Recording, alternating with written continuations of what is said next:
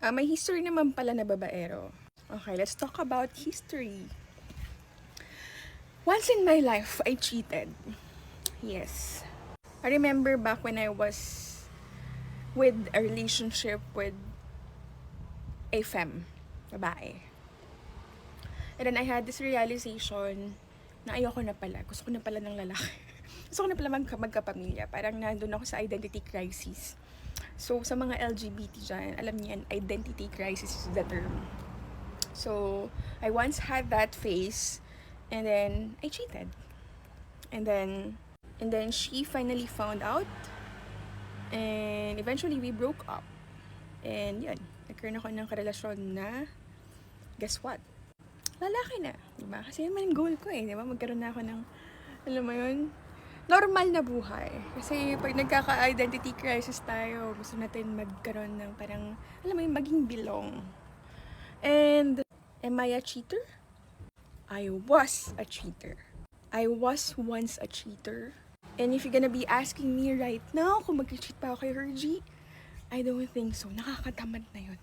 Alam mo yun, yung stress mo doon, yung tago-tago, and all. Parang, the heck? Siguro kung bata-bata pa, di ba? Parang ganon. Pero ngayon, 33 years old na, parang hindi ko na maiisip yun.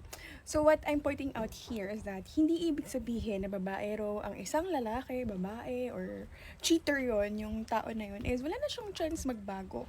Possibly, face lang yun sa life natin, di ba? Na yung kabataan natin, mapusok, mapaglaro, di ba?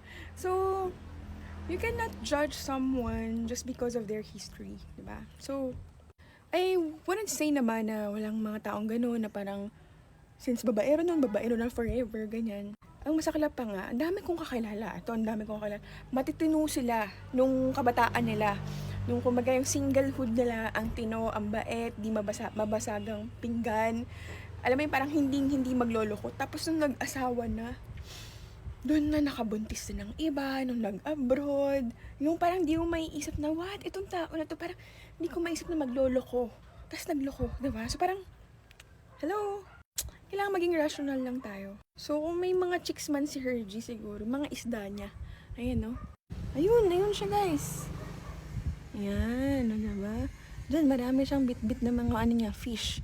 There's so many fish in the sea. And dyan siya namimingwit ng mga isda niya. O, diba? Ayan ko na siya dyan. Basta masaya siya dyan.